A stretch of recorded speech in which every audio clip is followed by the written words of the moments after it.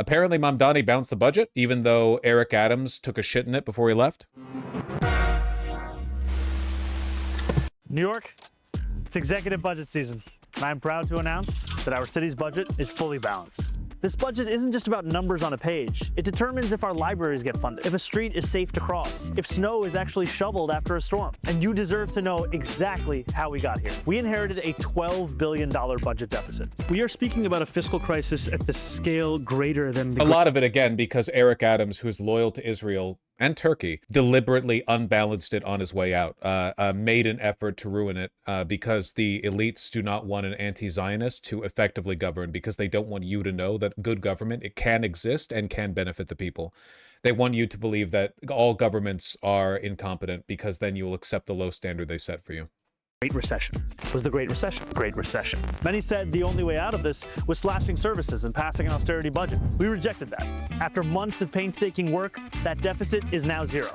Our city is now on firm financial ground. We achieved this in two major ways: increasing revenue and support from Albany. Liberals jumping off roofs after a socialist fixes the budget in 5 months. That'd be a good YouTube title. Cutting waste and finding savings here in New York City. Thanks to Governor Hochul, State Senate Majority Leader Andrea Stewart-Cousins, Assembly Speaker Carl Hastie, and months of organizing from New Yorkers, we tax the rich. That tax alone will raise $500 million per year. And that's not all. Thanks to Governor Hochul and our partners in Albany, we finally got a better deal for New York City. We're getting billions more from the state to help tackle the gap. At the same time, we've been poring over the city budget to identify savings. We reduced unnecessary overtime and found smarter ways for government to deliver services. This all added up to $1.77 billion in total savings. Our budget isn't just about closing deficits. Sweet. Yeah, the New York state government had been siphoning wealth from New York City and distributing it to the less productive, less human parts of New York, also known as every part of New York that isn't New York City. It's an unfairness. Remember that all rural and suburban areas are subsidized by city cores. When it comes to the production of wealth, nothing even comes remotely close to the city core. Every place that is not the core of a city is being subsidized by the core of a city, and the further out you are from it, the more you're being subsidized.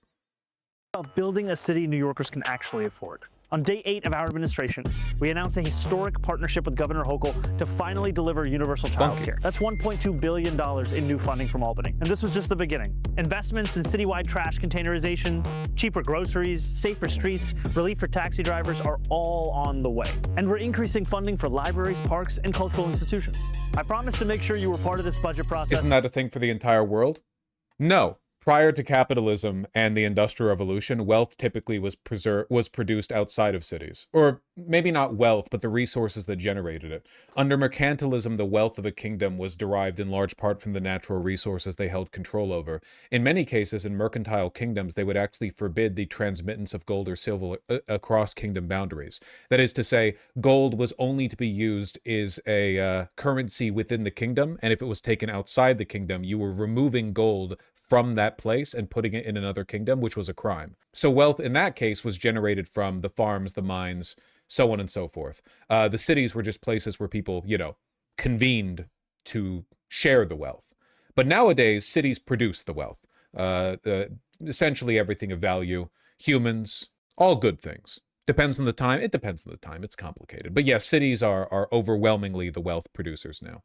The tax base. We fund the world in cities. Every step of the way. This is your city. These are your tax dollars, and this budget should reflect your priorities. We're proud to put forward a budget for the working people of this city, and we're going to do it again next year, and next year, and next year, and next year. So based. How can he maintain his energy? Because he's winning. Easy to keep it going when you're winning. The only thing the federal elites have for them is Zionism and presumably child. But for Mamdani, he gets the immense satisfaction of helping millions of people every day. So socialists are also better liberals now? Oh my God, always. Absolutely. Socialists have been better at liberalism than liberals for as long as socialism has existed. As long as you operate on the assumption that I do, which is to say that basically every example of actual existing socialism didn't count. Which I do. I fully believe that, yeah. Not real socialism. Soviet Union, huh? Okay. Did you create a stateless, classless society? No. Did you abolish the markets? No. Did you abolish even class hierarchy? No. You had a party. Okay, a party with class power over the proletariat. Okay. Yeah, no, doesn't count. Sorry. Everything's fascism except for the stuff I like, especially when I want to end democracy. That's the most democratic anyone has ever been type shit. Get fucked, Bezos. I understand this, but what about people who say the US isn't capitalist because it's not the Adam Smith version or whatever? It's the reason why it's good not to work too hard off of labels, you know? America is very obviously the center of what we call capitalism. The effects and incentive structures are capitalist in nature. It is the center of the application of capitalist theory. Capitalism now is not what it was thought of to be back then. I guess my issue with the Soviet Union and Mao's China and so on is that they never even came remotely fucking close to even the most basic principles of socialism. Whereas when it comes to the basic principles of capitalism, we're well implemented, you know. Adam Smith didn't get everything that he wanted, but he also didn't define capitalism by his provisions. In reality, ideologies are not distinct, concrete, separate blocks of systems. They're rather an intermeshed, overlapping series of incentive structures that you have to, you know, we use definitions to make sense out of the chaos. We don't use them prescriptively. You would never start a country and say, this country is going to be capitalist, and then look at everyone expectantly, assuming they understand what you mean by that. That's only a post hoc descriptor. You set the incentive structures first, and our incentive structures are without a doubt capitalist. And of course, there are many things to that are good. Capitalism was in many ways an objective improvement upon mercantilism. Marx understood this. You know, much in the same way that much of socialism is meant to be a reification of foundational liberal principles, like formed during the Enlightenment. Marx was a big believer in, you know, equality. He certainly didn't believe in natural hierarchy the way that the feudals did. He's cool. Marx is cool, I think, in my opinion. Did Marx have education? Marx was very well educated, yeah. Well-educated people have always been the bulwark of socialist thought. The uneducated peasants have always been our enemy. I wanted to ask this yesterday, but if the Strait only carries 20% of the world's oil supply, aren't we just looking at a temporary price increase till the facilities get repaired in like 10 years? No, because we need 100% of the oil. We don't need 80% of it. We need 100% of it. If we don't have 100% of it, that means that 20% of the previous total doesn't exist.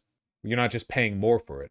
Like, imagine if we only had 80% of the necessary medical equipment in the country. Like, right now, we have 200% of what we need. Of course, we keep a reserve, we keep stock, there's waste. But imagine if something happened, and then we went from 200% with an excess to 80%. It doesn't matter how much you price up the goods. Some people who need the medicine simply won't get it. Some people who need the basic infrastructure simply won't get it. Right now in America, we have 100% of the roads that exist. If a road is there, it is there. Imagine if you removed suddenly 20% of the roads, randomly, from the country. In some places, I doubt it would matter much. There are backups. In some places, the area is so, you know, wild and unused that it wouldn't matter that much. But in a lot of places, it would fuck up the whole state, or more. Did you see the hit piece of on Abdul al-Sayed? I mean, I've seen, like, any media on Abdul al-Sayed. I think that well covers it. Michigan Senate hopeful al-Sayed calls himself a physician but has little history treating patients. That's great. Is he in favor of the brutal rape and mutilation of Palestinian children? No? Oh, damn. Well, sorry, McMorrow. Sorry. Oops. Did you know Abdul al-Sayed didn't cross his T's and dot his I's once? Did you know he made a math mistake once? Did you? Oh, we looked over his entire life and we found inconsistencies. You have to vote for the pro-rape person now. The person who wants infinite war and death and rape. You have to vote for them now. Sorry. Don't trust Politico or anything Axel Springer. Yeah. Regarding that, Israel's mad. Today, the New York Times chose to publish one of the worst blood libels ever to appear in the modern press. Yippee. Don't care. Don't care, didn't ask. You're not getting any of my tax dollars. Fuck off. You can pump as much money into Hasbara as you want. It's not going to fucking work on me. Your time is done. It's over. The West is falling and you're falling with us. Politico's CEO. Yeah, I know. I'm a goy and I'm a Zionist with passion. I know. Zionism has nothing to do with Judaism. Zionism is actually the most anti-Semitic ideology with modern power. I was about to say ever, but I can think of one that's more anti-Semitic. Don't know if I can think of two. Ultimate cuckolding? It's not cuckolding because Zionism has nothing to do with empowering Jews. Only the elite. There's no inconsistency here. I'm a goy and I'm a Zionist with passion. Most Zionists are goyim. There's no inconsistency here. Zionism has nothing to do with deference towards Jews. The state of Israel despises Jews. You know that Israel is run by secular Jews, and one of the most marginalized groups in Israel are the ultra-Orthodox? It's too late to ask what goy is. Goy means non-Jew, but it's not a word that you should use because it's most often used by anti-Semites online. That being said, it is not itself an anti-Semitic word. It's a word that I can use because I can take control of and possession over my own language and defend what I say. You can't use it because you people collectively are the stupidest No, I'm sorry. I was going to do a bit, but it's not true. I like you guys on average, but you can't use it. Is goy and goyim the same word? Goyim with an I, not an A, and goyim is the plural. Goy is singular. Tell them to join PV, we can fix them. Progressive Victory been on their shit lately. Y'all should join up, for real, for real. Oh, apparently also I got Benjamin offered me sweet stacks to say this, but I didn't accept them because I have conviction. You know, I'm passionate, I'm principled. But PV right now has a bot in their Discord server that can be used to access a service that checks whether you're registered to vote. I understand that to non-Americans that may sound like a useless and fanciful thing, but in America, you have to manually register to vote. You have to re-register when you change addresses, and also at any point, your local state government can remove your registration from the voter rolls because they hate you. If you're a resident in Florida, Texas, Alabama, Louisiana especially, these are states where it's very likely, Georgia, that state government has removed your registration from the voter roll because you're black, because you live in a city, etc. They don't have to tell you. It just happens randomly. So I actually strongly encourage you guys to join up with PV, not only because it's good to canvass and phone bank and what have you, but also because that's a good place to get that registration checked. Why is it even necessary to register at all? It has to do, I assume, with racism. You get me. I don't want to give PV my voter info. Don't worry, you won't. You won't. It doesn't go to them. That's not. It just doesn't. The service that is being advertised through the bot doesn't do anything to make it public.